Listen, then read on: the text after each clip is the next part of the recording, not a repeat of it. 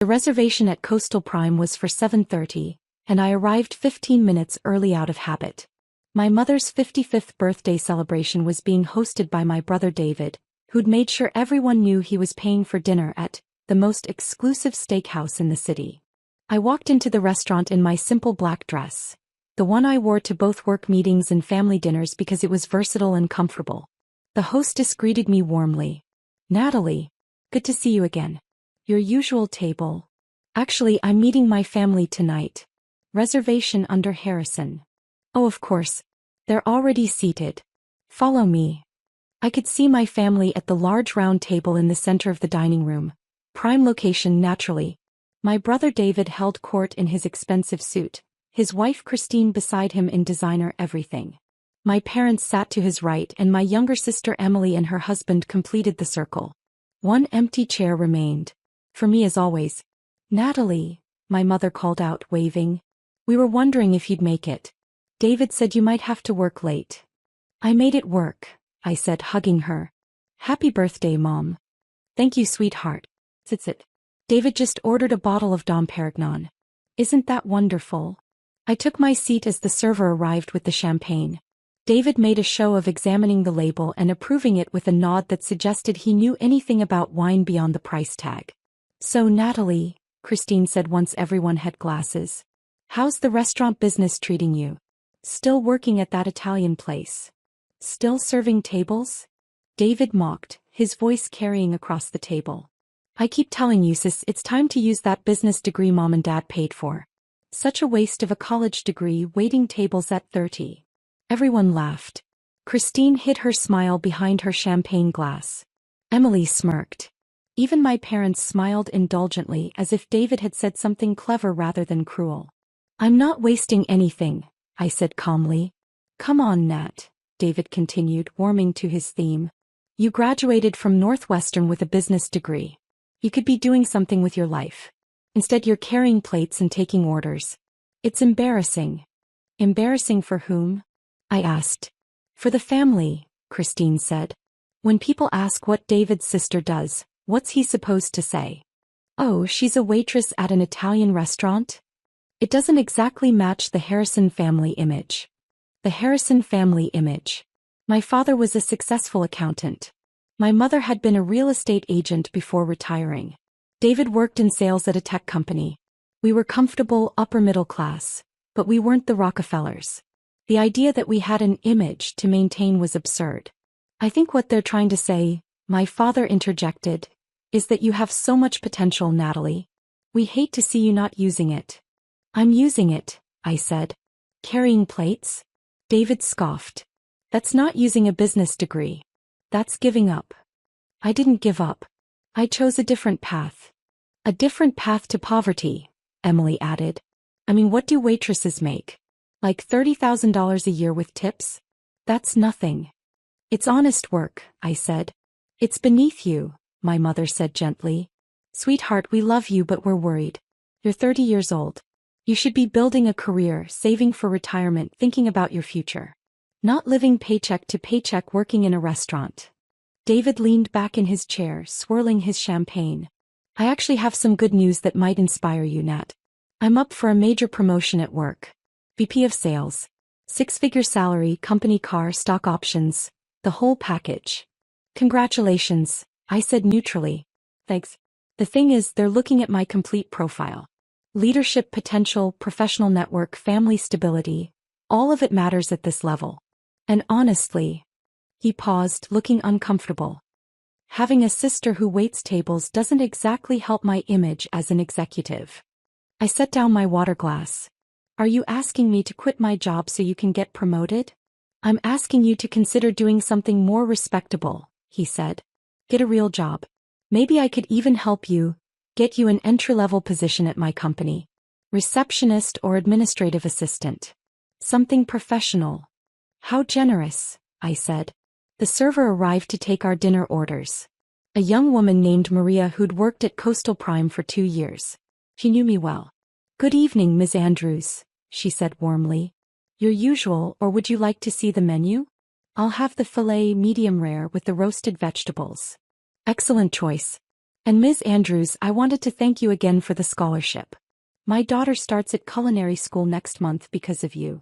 She moved on to take other orders, leaving a confused silence at the table. Scholarship? My mother asked.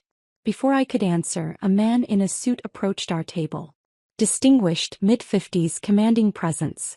I recognized him immediately. Richard Chin, CEO of Tech Venture Solutions, one of the companies in my portfolio. Excuse me, he said, addressing the table. I'm looking for Ms. Andrews.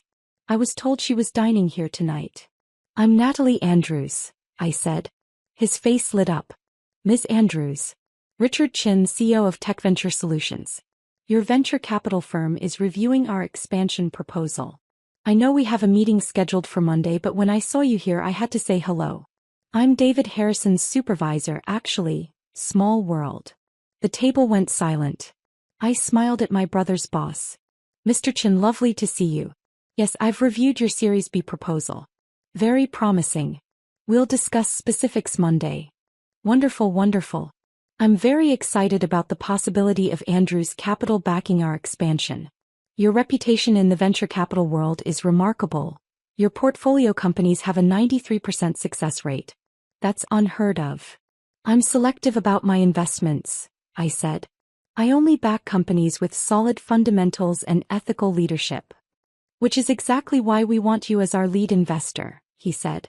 Then he glanced at David, who'd gone pale. Harrison, I didn't realize your sister was the Natalie Andrews. The Natalie Andrews who owns Andrews Capital Partners. David who? I asked, keeping my voice innocent. Oh, you mean my brother David? Yes, small world indeed. Richard Chen's expression shifted slightly, professional mask slipping. Indeed. Well, I'll let you enjoy your family dinner. Ms. Andrews, I'll see you Monday at 9. I'll be there. He left and I could feel every eye at the table boring into me. Venture capital firm? My father said faintly. I pulled out my phone and opened my company's website, turning it to face the table. Andrews Capital Partners. Founded 2019. $850 million under management.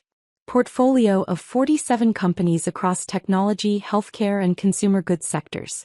And my photo on the About page. Natalie Andrews, founder and managing partner. That's you, Emily whispered. That's me. You own a venture capital firm? My mother's voice came out strangled. I founded it 6 years ago, I said. Started with $5 million I'd raised from angel investors based on my track record of successful small business investments. Grew it to $850 million in assets under management. We employ 23 people and maintain offices in 3 cities.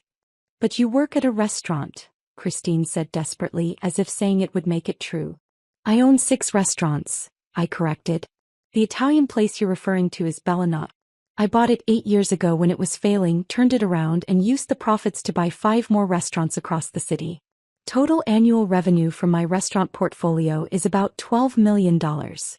David made a choking sound. The restaurants were my first investments, I continued. I started working as a server at Bellanotte when I was 22, fresh out of Northwestern. The owner was struggling, on the verge of bankruptcy. I learned the business inside and out, worked every position from host to line cook to manager. When he was ready to close, I offered to buy it. With what money? My father asked.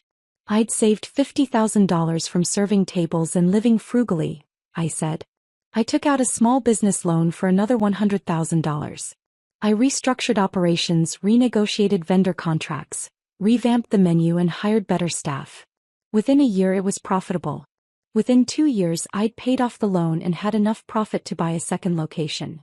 6 restaurants, my mother repeated numbly. 5 Italian, 1 seafood place. I still work the floor sometimes. It keeps me connected to the business and the staff. That's why Maria knows me. I own Coastal Prime. The silence that followed was deafening. This restaurant, David said slowly. You own this restaurant. I bought it 3 years ago. The previous owner wanted to retire and it fit perfectly into my portfolio. We do about $8 million in annual revenue here. Christine set down her champagne glass with shaking hands. When you said you worked at a restaurant. I was being truthful, I said. I do work at my restaurants. I also own them. You assumed I was a server because that fit your narrative of my life being a disappointment. Emily found her voice. The scholarship Maria mentioned? I fund 4 culinary scholarships annually through my restaurants, I said. Total value about $120,000 a year. I believe in supporting people who want to work in the industry. My father leaned forward. Andrew's Capital Partners. You invest in other companies.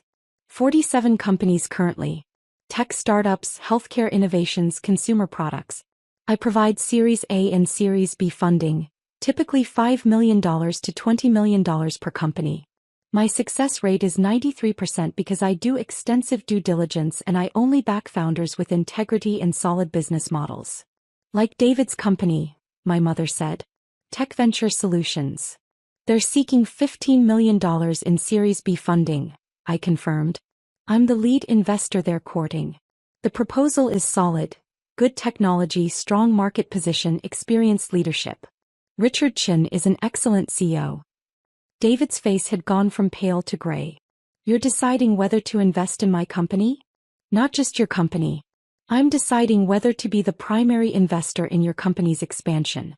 My decision will determine whether they can move forward with their growth plans or have to seek other funding sources, which would delay everything by 6 months minimum. And you knew this? David's voice came out hoarse. You knew you were reviewing my company's proposal?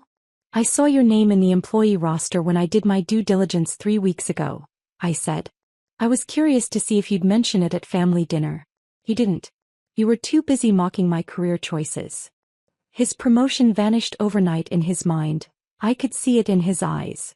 The realization that the sister he'd just publicly humiliated held the future of his company in her hands. Natalie, he started. I didn't know. You didn't know because you never asked, I interrupted. 6 years of family dinners where I tried to talk about my work. 6 years of being dismissed, mocked, and pitted. You were so convinced I was a failure that you never bothered to ask questions. We thought we were helping, my mother said weakly.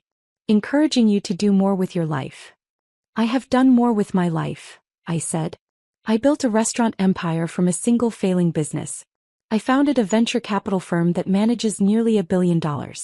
I employ hundreds of people across my various businesses. I fund scholarships, mentor young entrepreneurs, and serve on 3 nonprofit boards. What exactly do you think I should be doing instead? The table sat in stunned silence. The VP promotion, David said quietly. Richard mentioned it was contingent on demonstrating leadership and professional network. If you tell him about tonight. I won't tell him anything, I said. What happens between us is family business. What happens with Tech Ventures investment is separate. I make business decisions based on business factors, not personal ones. Relief flooded his face. However, I continued, I will be watching how you conduct yourself professionally over the next few months. Richard mentioned you're up for VP of Sales. That's a leadership position. Leaders need integrity, humility, and the ability to recognize value in unexpected places. If you can't see the value in your own sister, how will you recognize opportunities in the market? That's not fair, Christine protested. Fair. I looked at her. What about tonight was fair? Mocking my career, calling my education wasted, suggesting I'm an embarrassment to the family. All while sitting in a restaurant I own, drinking champagne I'm essentially paying for since I own the venue. She looked down at her plate. Here's what's going to happen, I said. I'm going to make my investment decision about Tech Venture based purely on the merits of their proposal and Richard's leadership. Not on David's behavior. That wouldn't be professional. David nodded, looking grateful. But, I continued, I'm also done with these family dinners where I'm treated as a charity case. I'm successful, financially stable, and happy. If you can't respect that, then we don't need to do these gatherings anymore. Natalie, no, my mother said, tears forming. We love you. We're proud of you. We just didn't know. You didn't know because you didn't care to know, I said. There's a difference. I tried to tell you. You didn't listen. My father cleared his throat. Can we start over? Learn about your businesses, your work, your life. That depends, I said. Can you stop assuming that success looks like David's job and anything else is failure? Can you value the work I do even though it doesn't fit your image of what I should be doing? They nodded, all of them looking chastened. Then yes, I said. We can start over. But it starts with respect. Not pity, not concern, not attempts to fix me. Respect. The server arrived with our meals. As she set down my fillet, she smiled. Ms. Andrews, the kitchen wanted you to know they're trying out the new seasonal menu you approved. Chef asks if you'd like to try a few dishes. Tell him yes, thank you. After she left, David spoke. The investment decision. When will you know? Monday after the meeting, I said. Richard's proposal is strong. The technology is solid. The market opportunity is real.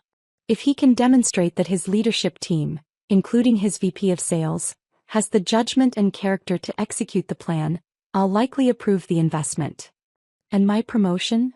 That's between you and Richard, I said. But David, if you get it, remember this moment. Remember that success comes in many forms. Remember that the people serving you might own the restaurant. Remember that assumptions make you blind to opportunity. I will, he said quietly. We ate in relative silence, the earlier celebration mood thoroughly destroyed. But by dessert, my mother started asking real questions. About my restaurants, my investment strategy, my portfolio companies. And for the first time in 6 years, I talked about my work and people actually listened. Monday morning, I met with Richard Chin and the tech venture team. Their presentation was excellent. Their numbers solid. Their expansion plan well-researched. I'm approving the investment, I said. Andrews Capital will lead the Series B round with $15 million. I have 2 conditions. Of course, Richard said. What are they? First, I want a board seat. Standard for lead investors. Absolutely. Second, I want quarterly reviews of your leadership team's performance. Not just financial metrics, cultural metrics, employee satisfaction, ethical decision-making, leadership development. I invest in companies that build sustainable cultures. Done, Richard agreed. In fact, that aligns perfectly with our values. After the meeting, Richard walked me out. Your brother never mentioned you were the Natalie Andrews. He didn't know, I said. We had a misunderstanding about what I do for a living. Well, for what it's worth, he's a good salesperson. Aggressive, ambitious. But he needs work on humility and judgment. That's why I'm hesitating on the VP promotion. Wise decision, I said. Give him time to develop those qualities. If he can learn humility, he'll be a better leader for it. Agreed. Thank you, Ms. Andrews. Welcome to the tech venture family. I shook his hand and left, heading back to Bellinate for the lunch shift. Because I still loved working the floor, talking to customers, being part of the restaurant that had started everything. And because success isn't about titles or image. It's about building something real, treating people well, and staying true to yourself. Even when your family thinks you're just a waitress. The pain started as a dull ache in my abdomen in early April. By mid-April, it was sharp and constant. By the 3rd week, I was in the emergency room at 2 a.m, vomiting from the intensity. You have a ruptured appendix with peritonitis, Dr. James Holland said, reviewing my CT scans. This is a surgical emergency. We need to operate within hours or you're at serious risk of septic shock and death. I was 27, trying to process the word, death, coming from a surgeon's mouth. How long ago did it rupture? Based on scans and symptoms, 36 to 48 hours ago. The infection has spread throughout your abdominal cavity. This is life-threatening. I called my mother. She answered, voice groggy and annoyed. Jessica? Do you know what time it is? Mom, I'm at St. Catherine's Hospital. Ruptured appendix with peritonitis. Emergency surgery in a few hours. I need you here. Long pause. A ruptured appendix? That seems dramatic. Are you sure they have the diagnosis right? Mom, I've had CT scans. The surgeon showed me the images. My appendix ruptured and I have severe infection. This is serious. How did you let it get that bad? You must have ignored symptoms for days. This is exactly like you. You never take care of yourself, then create medical emergencies that could have been prevented. Can you just come to the hospital? Jessica, your father and I are leaving for our Caribbean cruise tomorrow morning. We've had this plan for 6 months. We can't just cancel because you need a minor procedure. Minor procedure? My appendix ruptured. The surgeon said I could die from septic shock. Surgeons always say worst-case scenarios. It's how they justify their fees. You're in a hospital getting treatment. You don't actually need us there. You're an adult. Have the surgery, recover, and we'll see you when we get back in 2 weeks. My father's voice in the background. Tell her we'll bring her back a souvenir. They hung up. I called my younger brother Tyler, finishing his senior year at State University, graduating in 3 weeks. The golden child. Jess? What's up? Tyler, I'm in the hospital. Emergency surgery. Ruptured appendix. Can you come? Oh man, that sucks. When's the surgery? In a few hours. They said it's life-threatening. Yikes. I've got my final capstone presentation at 9 this morning. Worth 40% of my grade. I can't miss it or I won't graduate. Tyler, I could die. I mean, you're not going to die. You're in a hospital. But if I miss this presentation, I don't graduate and mom and dad will kill me. Plus graduation is in 3 weeks. You're still coming to that, right? I'm having emergency surgery right now. Right, but that's 3 weeks away. You'll be totally recovered by then. Appendix surgery is like outpatient stuff. Just rest up and make sure you're good for graduation. Mom's planning this huge party. He hung up to get ready for his presentation. I lay there alone and cried. Not from physical pain, but from realizing a Caribbean cruise and graduation party were more important to my family than whether I survived. My best friend Monica arrived 30 minutes later, still in pajamas. She was a charge nurse at another hospital. I'm here. I'm not going anywhere. The surgery took 4 hours. Dr. Holland had to perform an open appendectomy, not the minimally invasive procedure, because the infection was so severe. They removed my ruptured appendix, cleaned infected tissue and placed surgical drains. I woke up with Monica holding my hand and Dr. Holland beside my bed. Jessica, you're stable, but that was touch and go. The infection was more extensive than we thought. You'll be hospitalized at least a week on 4 antibiotics. This was very serious. If you'd waited 12 more hours, we'd be having a very different conversation, if at all. My family didn't come. Parents are on a cruise. Brother had a presentation. Dr. Holland's jaw tightened. I'm sorry. What my family didn't know was what I did for a living. I was Director of Human Resources and Employee Relations for Metropolitan Hospital Network, the largest hospital system in our state. 12 hospitals, 40 clinics, 23,000 employees. Every employment contract, every hiring decision, every termination, every staff complaint came through my office. My mother worked as a medical records clerk at St. Catherine's Hospital, this very hospital. 8 years there. My father worked in facilities management at Mercy General, another network hospital. 10 years there. Both were employees in the hospital system I oversaw. I spent 7 days in the hospital. The infection was stubborn, requiring multiple antibiotic rounds. The drain stayed in 5 days. I ran fevers spiking to 103 degrees. Dr. Holland visited twice daily, clearly concerned about my recovery and lack of family support. Monica came every day after her shifts. My HR colleagues sent flowers and care packages. The network CEO, Margaret Chen, called personally to check on me. My parents sent one text from their cruise. Hope you're feeling better. The beaches here are beautiful. Beach with umbrella. Tyler sent a photo celebrating after his presentation. Nailed it. Graduation, here I come. Graduation cap. I was discharged on day 8 with a PICC line for home 4 antibiotics, strict wound care instructions, and orders not to return to work for 3 more weeks. Monica stayed the first 2 nights to help with medications and basic tasks. My parents returned on day 15. They didn't visit. They called once. We're back. It was amazing. We brought you a shell necklace. We'll drop it off sometime. How are you feeling? I almost died, Mom. I was in the hospital 8 days with severe infection. Well, you're out now, so clearly you're fine. You always exaggerate how sick you are. Remember the flu in high school? This is the same. You had minor surgery and you're making it into a dramatic production. Minor surgery? They cut me open and removed infected tissue from my entire abdominal cavity. Surgery is surgery. Plenty of people have appendix surgery and go back to work in days. You're milking this for attention because you were upset we went on our cruise. We're not going to feel guilty about a vacation we'd planned for months just because you have bad timing with health issues.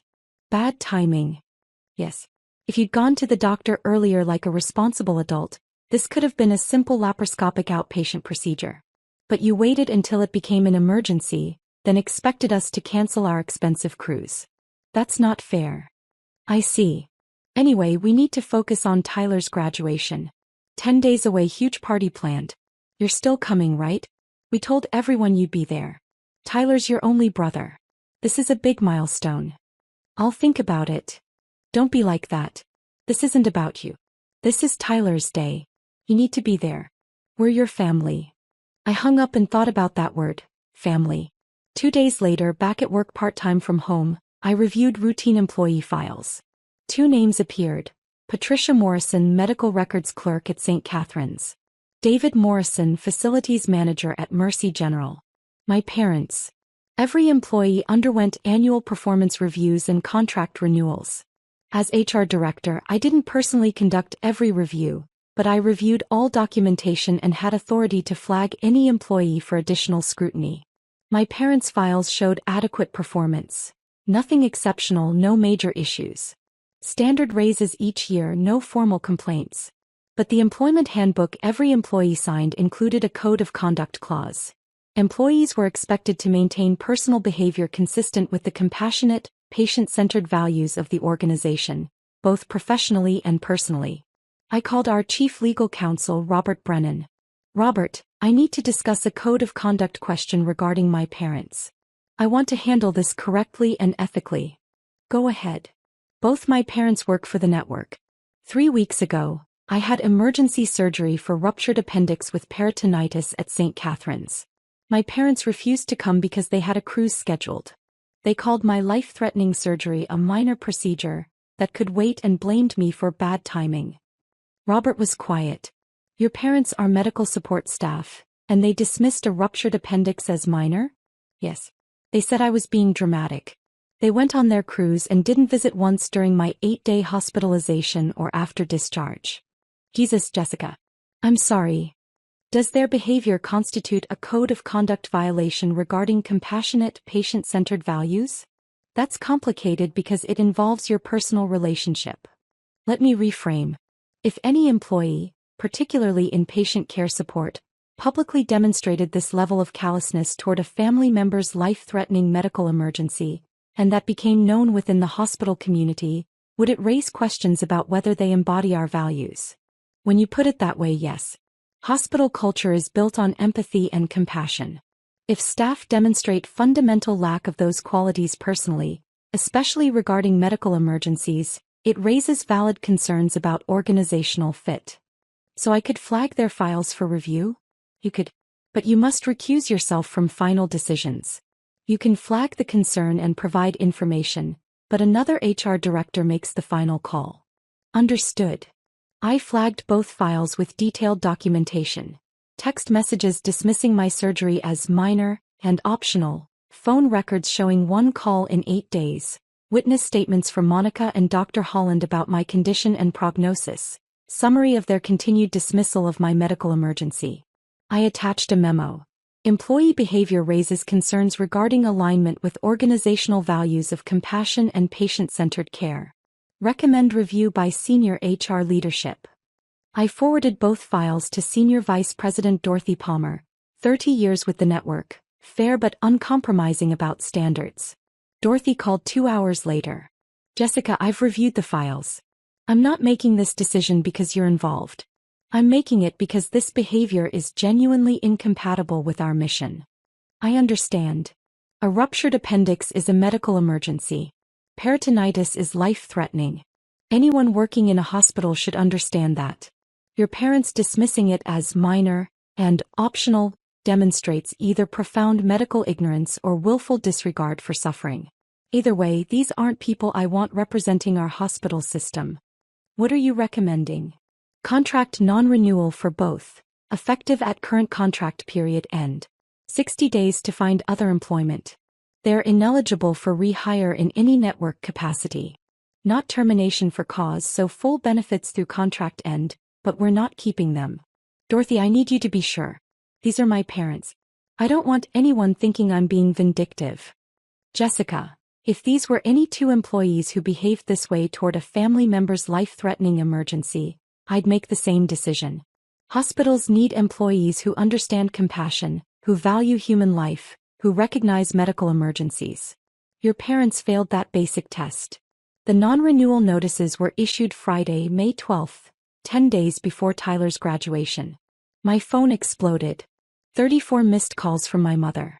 18 from my father. 47 texts from confused to furious. My mother's voicemail. Jessica Lynn Morrison, what the hell did you do? We both got non-renewal notices. They're letting us go. After 8 years, after 10 years. And we know it was you. How could you destroy your own parents' careers because you're petty and vindictive? We're losing our health insurance, our income, everything. Right before Tyler's graduation. You've ruined everything.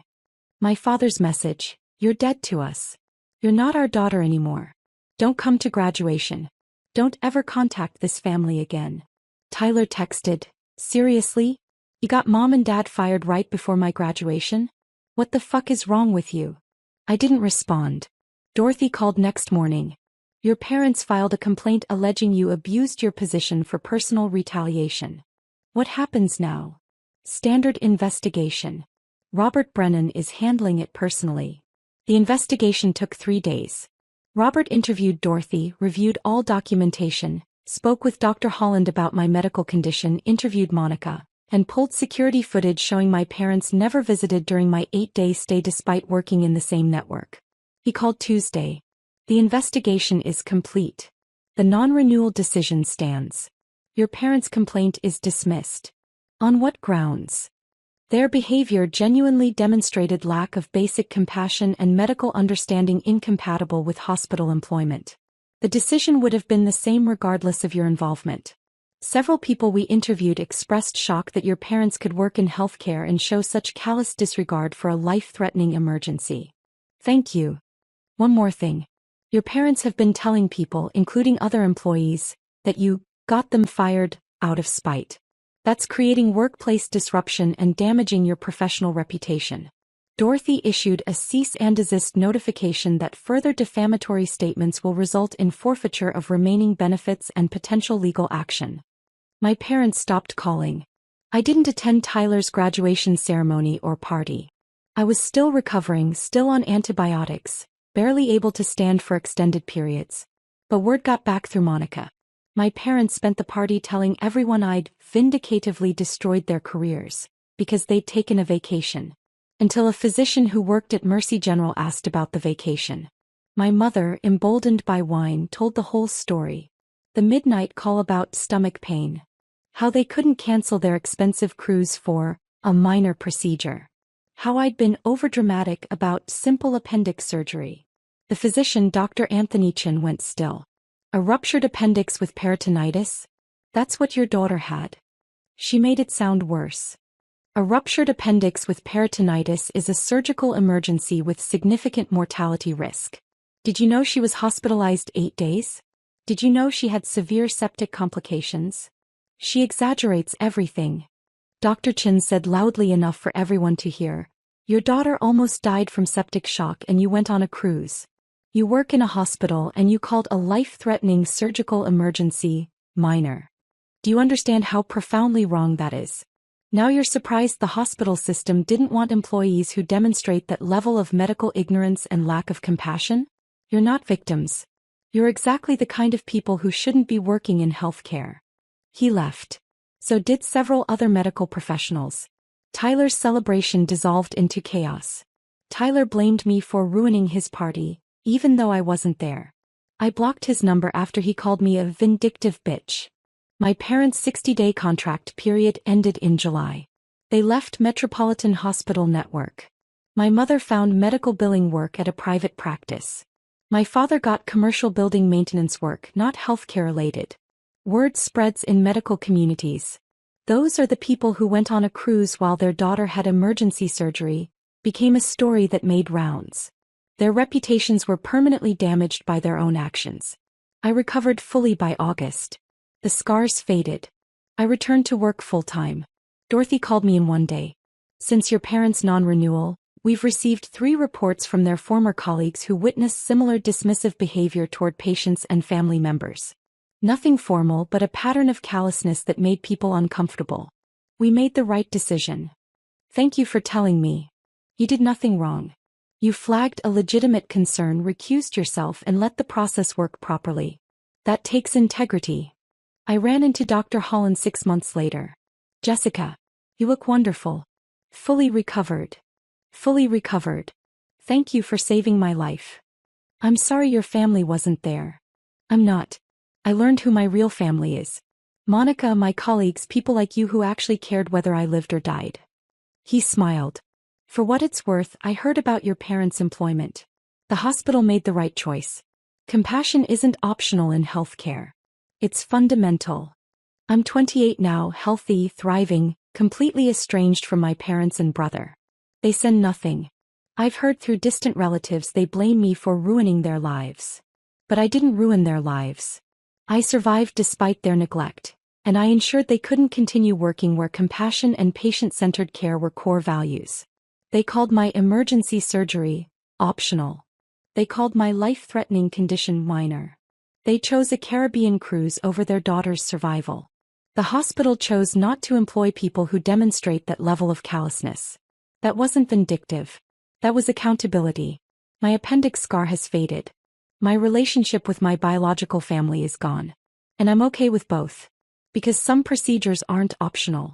Some infections spread. Some families are toxic. And some decisions, no matter how difficult, are absolutely right.